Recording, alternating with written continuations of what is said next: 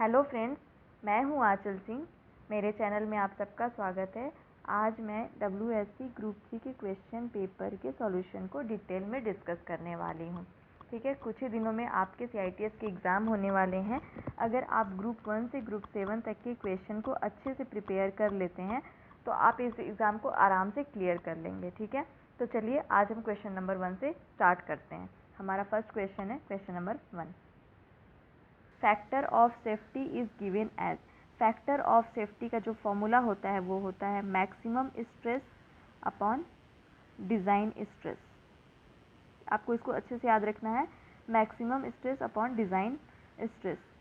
अब factor of safety होता क्या है, जैसे आप कहीं पे भी जाते हैं, किसी लिफ्ट से जब आप जाते हैं, यहाँ पे लिफ्ट होती है, जब आप इससे जाते हैं तो यहाँ पे लिखा रहता है मैक्सिमम 4 पर्सन अलाउड। ठीक है, यहाँ पे मतलब लिफ्ट में मैक्सिमम 4 पर्सन अलाउड है, लेकिन जब वो अगर 4 की जगह 6 भी बैठ जाते हैं तो भी काम करती रहती है। ऐसा क्यों होता है? क्योंकि ये एक्चुअली मैक्सिमम 4 पर्सन का लोड नहीं बेयर कर सकती, बल्कि ये उससे ज़्यादा कर सकती है, लेकिन वो हम फैक्टर ऑफ सेफ्टी लेके कहते हैं कि यहाँ पे मैक्सिमम 4 लोग ही होने चाहिए। फ्रेंड, नेक्स्ट क्वेश्चन है हमारा question number 2। What is the significance of point of contraflexure in SFD and BMD? देखिए, इसका करेक्ट आंसर है option number 1, the point where bending moment changes its sign. इसका क्या मतलब हुआ? जैसे इस तरह से बेंडिंग मोमेंट डायग्राम बनता है, ठीक है, यहाँ पे ये पॉजिटिव है, यहाँ पे ये निगेटिव है। तो देखिए यहाँ पे, यहाँ से अचानक से पॉजिटिव से निगेटिव हुआ, मतलब पॉजिटिव से निगेटिव हुआ या फिर निगेटिव से पॉजिटिव हुआ, दोनों ही केस में जहाँ पे ये अपना साइन चेंज करता है उसको हम लोग बोलते हैं पॉइंट ऑफ कंट्राफ्लेक्चर। तो इसका ऑप्शन नंबर 1 करेक्ट है, the point where bending moment changes its sign. Okay, then next question है question number 3। SFD and BMD of simply supported beam with uniform differential load is, with uniform differential load is, actually यहाँ पे uniformly distributed load होता है। ठीक है, देखिए uniformly distributed load ऐसा होता है, हर जगह बराबरी से फैला होता है, और सिंपली सपोर्टेड बीम ऐसी होती है जहाँ पे दोनों साइड से सपोर्ट होता है। जब इसका आप SFD BMD एक बहुत लंबा टॉपिक है, ठीक है, इसमें बहुत सारे कॉन्सेप्ट होते हैं। पहले आपको रिएक्शन निकालना पड़ता है, फिर उसका शेयर फोर्स डायग्राम ड्रॉ करना पड़ता है, फिर बेंडिंग मोमेंट डायग्राम ड्रॉ करना पड़ता है। इसमें आपको, मुझे पूरा सब कुछ एक्सप्लेन करने में कम से कम 10 मिनट लगेंगे। ठीक है, ये इस टॉपिक को बहुत ज़्यादा मतलब मेहनत से और टाइम लगेगा, तो आप इसको याद कर लीजिए कि जब इस तरह से यहाँ पे सिंपली सपोर्टेड बीम होता है, उस पर UDL होता है, तो जो इसका शेयर फोर्स और बेंडिंग मोमेंट डायग्राम होता है वो ऐसा बनता है। क्वेश्चन आंसर नंबर 1 इसका करेक्ट है। ठीक है, नेक्स्ट देखते हैं question number 4। Calculate the mean shaft torque when the shaft is transmitting 100 kilowatt at 160 RPM। यहाँ पे पावर कितनी है? 100 किलोवाट और 160 RPM। देखिए, अब यहाँ पे टॉर्क निकालना है, तो पावर का सीधा सा फॉर्मूला होता है, आप इसको याद रखिए, P = 2 पाई NT/60। यहाँ पे सब कुछ MKS में है। ठीक है, किलोवाट को आपको वाट में चेंज करके रखना पड़ेगा। मैं आपको हमेशा बोलती हूँ आप यूनिट सिस्टम का यूज़ MKS में कीजिए, ठीक है, ताकि जो भी आए आप उसको बाद में ईजिली कन्वर्ट कर लें। तो देखिए यहाँ पे P की वैल्यू है 100, किलोवाट है तो हम लोग इसको वाट में रखेंगे, मतलब 10⁻³ रखेंगे, = 2, पाई की वैल्यू 3.14, N की वैल्यू 160 और T यहाँ पे हमें निकालना है, ये पूछा गया है। ठीक है, /60। जब आप इसको सॉल्व करेंगे तो यहाँ पे आप इसको सॉल्व कर लीजिए, तो इसको सॉल्व करने पे आपकी T की वैल्यू आएगी 5971 न्यूटन मीटर। लेकिन देखिए जो आंसर है वो किलो न्यूटन मीटर में दिया गया है, चारों ही ऑप्शन किलो न्यूटन मीटर में है, तो आप जब इसको 1000 से डिवाइड करेंगे तो ये किलो न्यूटन हो जाएगा। 5.971 ऐसा आ रहा है ये कैलकुलेट करने पे एग्जैक्टली किलो न्यूटन मीटर, मतलब इसका ये 5.9 करेक्ट है, ऑप्शन नंबर 1 करेक्ट है। ठीक है, आप बस इस फॉर्मूले को याद रखिए फ्रेंड्स। मैंने बहुत सारे ग्रुप में ये इस फॉर्मूले का यूज़ किया है, 2 पाई NT/60, मतलब ये बहुत ही कॉमन क्वेश्चन है, तो आप इसको ध्यान में रखिए।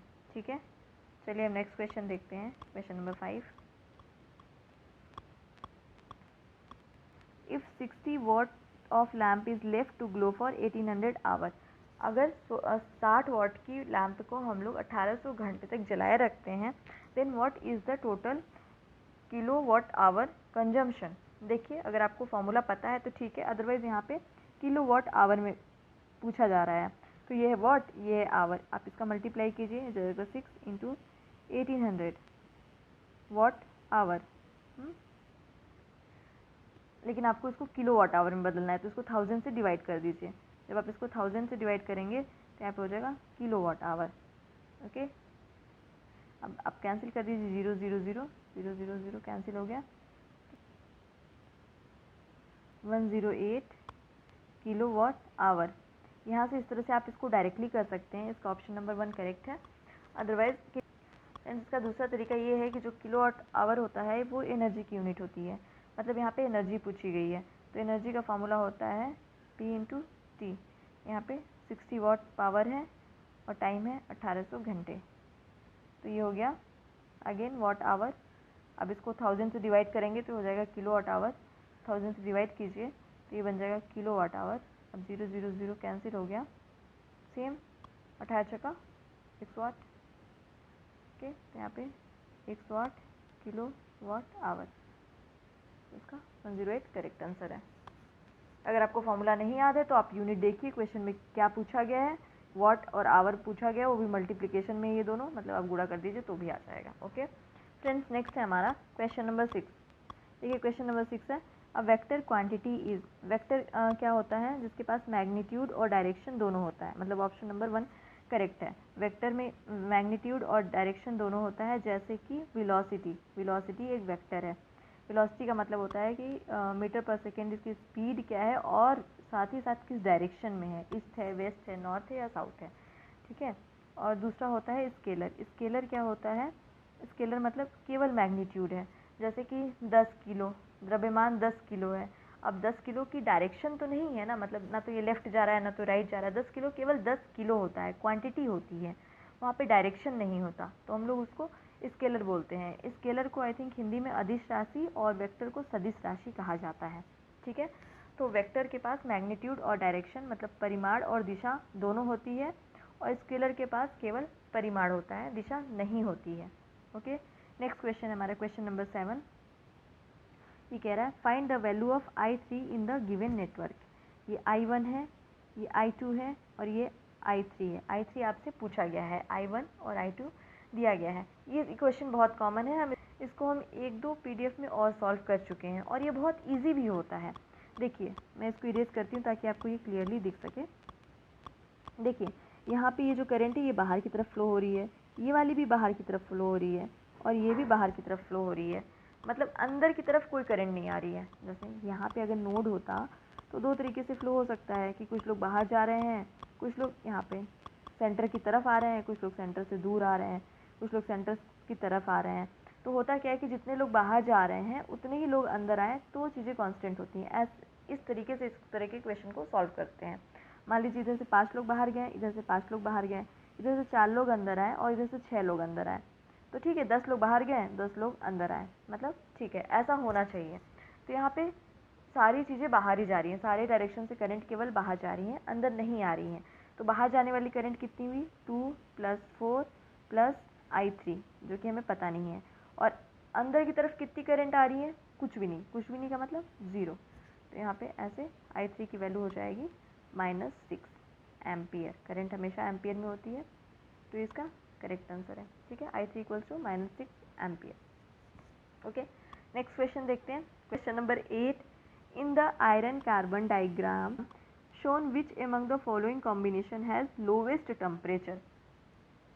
ठीक है, देखिए सबसे अच्छी बात यह है कि यहाँ पे आपको पूरा आयरन कार्बन डाइग्राम दिया गया है। अब देखिए ये होती है हमारी एक्स एक्सिस और ये है हमारी वाई एक्सिस। एक्स एक्सिस पे दिया गया है मास परसेंट कार्बन, कार्बन का मास परसेंट, और वाई एक्सिस पे होता है हमारा टेम्परेचर। तो इसमें पूछा गया लोएस्ट टेम्परेचर किसका है, ये क्वेश्चन है। अब देखिए लिक्विड और सीमेंटाइट कहाँ पे है, लिक्विड और सीमेंटाइट है यहाँ पे, ये है option 1। Okay, ferrite and cementite है ऑप्शन 2, जो कि है फेराइट एंड सीमेंटाइट यहाँ पे है ऑप्शन 2। ऑस्टेनाइट एंड सीमेंटाइट है यहाँ पे ऑप्शन 3, और लिक्विड एंड ऑस्टेनाइट है ऑप्शन 4, ये है ऑप्शन 4। ये चारों ऑप्शन है। अब बताइए सबसे कम टेम्परेचर किसका है, पे 600 टेम्परेचर है, यहाँ पे 700 के लगभग, यहाँ पे 800, यहाँ पे 900, ऐसा। तो जो 2 है इसका टेम्परेचर तो 700 से कम है, मतलब ऑप्शन नंबर 2 का टेम्परेचर सबसे कम है, तो इसका ऑप्शन नंबर 2 करेक्ट आंसर है। इस तरह के ग्राफ को देखना बहुत ईजी होता है, जैसे इस साइड पे टेम्परेचर है, इस समय इस साइड पे कार्बन परसेंटेज है या कुछ भी है, तो जो सबसे नीचे होगा उसका टेम्परेचर सबसे कम। यहाँ पे लिखा भी है ना 700, 800, 900, 1000, 1100, 1200, मतलब ऊपर की तरफ जाने से टेम्परेचर बढ़ रहा है, मतलब नीचे की तरफ टेम्परेचर सबसे कम है, तो जो सबसे नीचे होगा उसका टेम्परेचर सबसे कम होगा। इस केस में ऑप्शन नंबर 2 देखिए ये सबसे नीचे है, मतलब इसका टेम्परेचर सबसे कम है। अगर होता लोएस्ट टेम्परेचर यहाँ पे पूछा है, अगर लोएस्ट की टेम्परेचर की जगह हाईएस्ट टेम्परेचर पूछा होता तो ऑप्शन नंबर 1 करेक्ट होता, लेकिन यहाँ पे लोएस्ट टेम्परेचर है, तो ऑप्शन नंबर 2 का करेक्ट आंसर है। ठीक है, चलिए बढ़ते हैं नेक्स्ट क्वेश्चन की तरफ। Question number 9, material with low modulus of elasticity is. इसको आप याद कर लीजिए, एल्युमिनियम की जो इलास्टिसिटी होती है वो कॉपर, आयरन और टाइटेनियम से कम होती है। इसको आप याद ही कर सकते हैं, हाँ समझ सकते हैं इलास्टिसिटी क्या होती है। देखिए मॉडुलस ऑफ इलास्टिसिटी का जो फॉर्मूला होता है, हुक्स लॉ क्या होता है, stress is directly proportional to strain. Okay, फिर sigma equals to E into epsilon आता है, तो ये सिग्मा है, ये एफ साइलेन है, स्ट्रेस होता है ये स्ट्रेन होता है, और यहाँ पे जो प्रोपोर्शनलिटी कांस्टेंट मतलब ई जो होता है उसको हम लोग बोलते हैं मॉडुलस ऑफ इलास्टिसिटी, ये होता है मॉडुलस ऑफ इलास्टिसिटी। तो ये सबसे कम किसका होता है, एल्युमिनियम का, इन चारों ऑप्शन में। ठीक है, ये हुक्स लॉ है फ्रेंड्स। एक पीडीएफ में हुक्स लॉ भी पूछा गया था आपसे, मैंने वो पीडीएफ भी सॉल्व करी है, तो यहाँ पे आपका रिवीजन हो जाएगा ऐसा करने से। ठीक है, चलिए नेक्स्ट क्वेश्चन देखते हैं। फ्रेंड नेक्स्ट क्वेश्चन है हमारा question number 10, qualities of cast iron does not cover. इसमें से कौन सी कास्ट आयरन की क्वालिटी नहीं है। हार्डनेस है, कास्ट आयरन हार्ड होता है, ठीक है। ब्रिटिल, हाँ ब्रिटिल भी होता है। ब्रिटिल का मतलब होता है जैसे कि कांच हो गया, जैसे कि बर्फ़ हो गया, जब कांच की चूड़ियाँ फर्श पे गिरती हैं तो बिल्कुल टूट के बिखर जाती हैं, ठीक है। ऐसा बर्फ़ के साथ भी होता है, आप फ्रिज से बर्फ़ निकालिए और उसको फर्श पे गिराइए, देखिए वो पूरा बिखर जाता है। तो इस तरह की प्रॉपर्टी को हम लोग बोलते हैं ब्रिटिलनेस। हाँ, कास्ट आयरन ब्रिटिल भी होता है, उसमें कार्बन कंटेंट भी अच्छा खासा होता है, ठीक है। लेकिन नेल मेकिंग नहीं, कार्बन से कास्ट आयरन से हम लोग नेल नहीं बना सकते हैं, क्योंकि नेल जब हम लोग बनाएंगे तो उसमें हमें ऐसे इम्पैक्ट लोड देना पड़ेगा, ठीक है। तो और ये ब्रिटिल होता है तो ब्रेक हो सकता है, ठीक है। तो नेल मेकिंग हम लोग कास्ट आयरन से नहीं करते हैं। तो इसमें क्वेश्चन था does not cover nail making. Okay, option 3 correct है। नेक्स्ट क्वेश्चन है question number 11, what will be the equivalent capacitance of 3 capacitor 10 farad 15 farad and 20 farad when connected in parallel arrangement। देखिए जब पैरेलल अरेंजमेंट होती है, मतलब समानांतर व्यवस्था होती है, तो उस केस में केवल इन तीनों को हमें जोड़ना होता है। तो 10 + 15 + 20 मतलब ये हो जाएगा 45 F। इसका ऑप्शन नंबर 4 करेक्ट है। ओके, नेक्स्ट है question number 12, 10 watt of power will be equal to in joule per second. देखिए जो 1 वाट की वैल्यू होती है वो होती है 1 joule per second, 1 joule per second. तो 10 वाट की वैल्यू हो जाएगी 10 जूल पर सेकेंड। इसका 10 joule per second correct answer है, मतलब ऑप्शन नंबर 2 करेक्ट है। फ्रेंड्स देखिए मैं आपके लिए हमेशा इतनी अच्छी अच्छी वीडियो लाती रहती हूँ। मैं कोशिश कर रही हूँ कि मैं पूरे भारत स्किल पे जितने भी पीडीएफ बने हैं उन सबका सॉल्यूशन आपको दे दूँ। आप लोग ज़्यादातर जैसे लेवल 2 के लिए पूछते रहते हैं, तो मैं आपको बता दूँ लेवल 2 के क्वेश्चन बहुत ही कॉम्प्लिकेटेड होते हैं, ठीक है। मतलब उसमें से ज़्यादातर क्वेश्चन टफ होते हैं जो आपके एग्ज़ाम में आते नहीं हैं। बात ये है कि उनका लेवल बहुत अच्छा होता है, उसके लिए बहुत ज़्यादा बेसिक कॉन्सेप्ट चाहिए। अगर आपको बेसिक कॉन्सेप्ट नहीं आते हैं तो लेवल 2 के क्वेश्चन समझ में भी नहीं आएंगे और वो एग्ज़ाम के लिए भी ज़्यादा इंपॉर्टेंट नहीं है। तो आप लेवल 2 में ज़्यादा टाइम मत वेस्ट कीजिए। अगर आपका लेवल 1 कंप्लीट हो जाता है और आपके कॉन्सेप्ट क्लियर है तब आप लेवल 2 की तरफ बढ़िए, ठीक है, और अच्छे से एग्ज़ाम दीजिए। ओके, अगर आप कुछ चाहते हैं, आपके पास कोई ऐसी पीडीएफ है जिसका सोल्यूशन आप चाहते हैं, तो आप मुझे मेल कर दीजिए, ठीक है। मैं उसका नेक्स्ट बार मैं उसका ही सोल्यूशन अपलोड कर दूँगी। चलिए क्वेश्चन नंबर 13 देखते हैं। Invar steel has nearly 0 coefficient of thermal expansion it contains. मतलब इसका जो थर्मल एक्सपेंशन होता है वो लगभग 0 होता है। ऐसा क्यों होता है, ऐसा ये कौन सा एलिमेंट कंटेन करता है? तो जो इनवार स्टील होता है फ्रेंड्स वो 36% निकल को कंटेन करता है। इसको आपको याद ही करना है, इसमें कुछ भी एक्सप्लेन करना जैसा नहीं है, ठीक है। 36% निकल को कंटेन करता है। नेक्स्ट है question number 14, the chief ore of zinc is blende, it is. जो ब्लेंडा है वो एक्चुअली उसका केमिकल नेम क्या होता है, ठीक है। तो उसका केमिकल नेम होता है जिंक सल्फाइड। तो ऑप्शन नंबर 14 का सॉरी तो ऑप्शन नंबर 1 करेक्ट है, जिंक सल्फाइड ही ब्लेंडा है, ठीक है, जो कि जिंक का मेन ओर होता है। Next question number 15, materials which can retain their strength above 550 degree centigrade are known as. देखिए जो 550 डिग्री से ज़्यादा टेम्परेचर को भी झेल जाता है उस तरह के मटेरियल की जो प्रॉपर्टी है उसको हम लोग रिफ्रैक्ट्रीनेस बोलते हैं। रिफ्रैक्ट्रीज यहाँ पे लिखा है, रिफ्रैक्ट्रीज बोलते हैं। ओके, ये आपको ध्यान रखना है। ओके, नेक्स्ट क्वेश्चन है question number 16, it is an instrument to measure high temperature without physical contact but by measuring its electromagnetic radiation, what is it.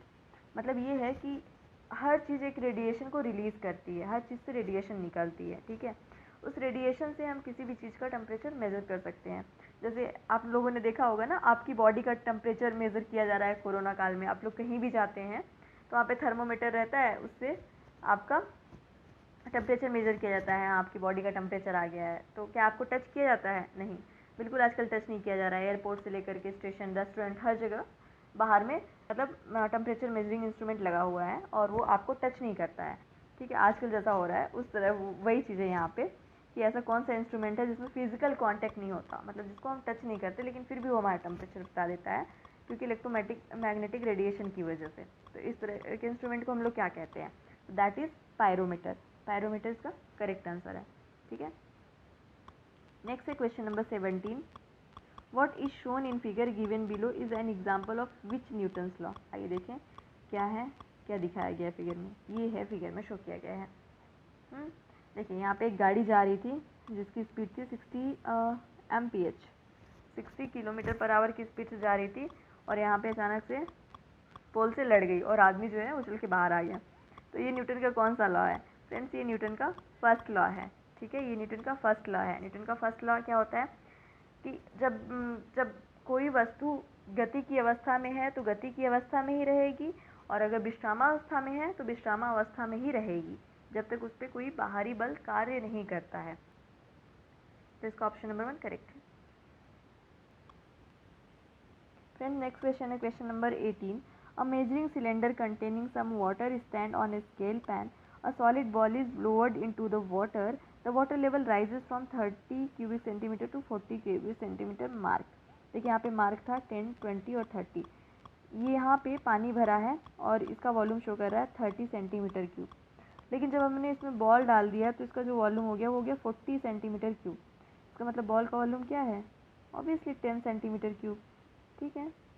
अब देखिए यहाँ पे पानी भरा था जिसका वॉल्यूम था 30 सेंटीमीटर क्यूब। मान लीजिए इसमें आपने बॉल की जगह कुछ और पानी डाला होता तो वॉल्यूम हो गया होता 40 सेंटीमीटर क्यूब। मतलब वॉल्यूम कितना बढ़ गया, आयतन कितना बढ़ा? 10 सेंटीमीटर क्यूब, ठीक है। The scale reading increases from 100 gram to 180 gram. अब देखिए यहाँ पे वजन 100 ग्राम था, यहाँ पे वजन 180 ग्राम है, तो वजन में कितना फ़र्क आ गया? 80 ग्राम का। 80 ग्राम का मतलब मास में कितना डिफरेंस आ गया? 80 gram. What is the density of the material? Density का फॉर्मूला क्या होता है? डेंसिटी इक्वल्स टू होता है मास अपॉन वॉल्यूम। ये बहुत ही कॉमन फॉर्मूला है और इस फॉर्मूले पे एक क्वेश्चन आपको एग्जाम में जरूर मिलेगा। Density equals to mass upon volume, घनत्व इक्वल्स टू द्रव्यमान बटे आयतन। इसको बिल्कुल अच्छे से दिमाग में बैठा लीजिए और इसका यूज़ आपको एग्जाम में करने मिलेगा, ठीक है।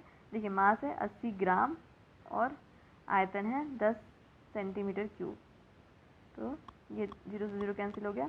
8 ग्राम पर सेंटीमीटर क्यूब इसका करेक्ट आंसर है, जो कि है ऑप्शन नंबर 3। इसका ऑप्शन नंबर 3 करेक्ट है। ओके, नेक्स्ट क्वेश्चन है question number 19, if a support prevents rotation of a body about an axis then the support exert a fill in the blanks on the body about that axis. देखिए जैसे यहाँ पे ये cantilever beam है, ठीक है। ये देखिए कैंटिलीवर बीम है यहाँ पे। तो जब हम यहाँ पे मान लीजिए कुछ लोड रख रहे हैं, यहाँ पे लोड रख रहे हैं, तो ये ऐसे बेंड होना चाहिए ना। तो इस तरह से कपल लगा रहा है इस एक्सिस के राउंड, तो यहाँ पे भी ऐसा ही कपल लगता है ऐसा करके, जिसकी वजह से ये रोटेट नहीं होता है, तो एक कपल मोमेंट लगता है। ये इक्वेशन है, ठीक है।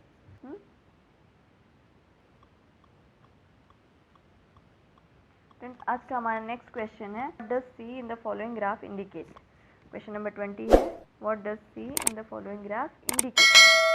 The object is stationary. नहीं, ऑब्जेक्ट स्टेशनरी होता है तो उसका ग्राफ ऐसा बनता है कि टाइम 5 से 10 सेकेंड हो गया, 5 से 10 घंटे हो गया, लेकिन जो दूरी है वो 10 ही किलोमीटर पे, आप अपने घर से निकले और 10 किलोमीटर पे रुके ही रह गए, टाइम बस बढ़ता चला गया। मतलब क्या है, आप स्थिर हैं, ठीक है। तो ये होता है स्टेशनरी का ग्राफ, ओके। और कांस्टेंट वेलोसिटी का ग्राफ ऐसा होता है कि जिस तरह से 1 घंटा हुआ आप 1 किलोमीटर गए, 2 घंटे में आप 2 किलोमीटर गए, ऐसे ही बस इस स्पीड से चले जा रहे हैं, तो कांस्टेंट वेलोसिटी से जा रहे हैं, ठीक है।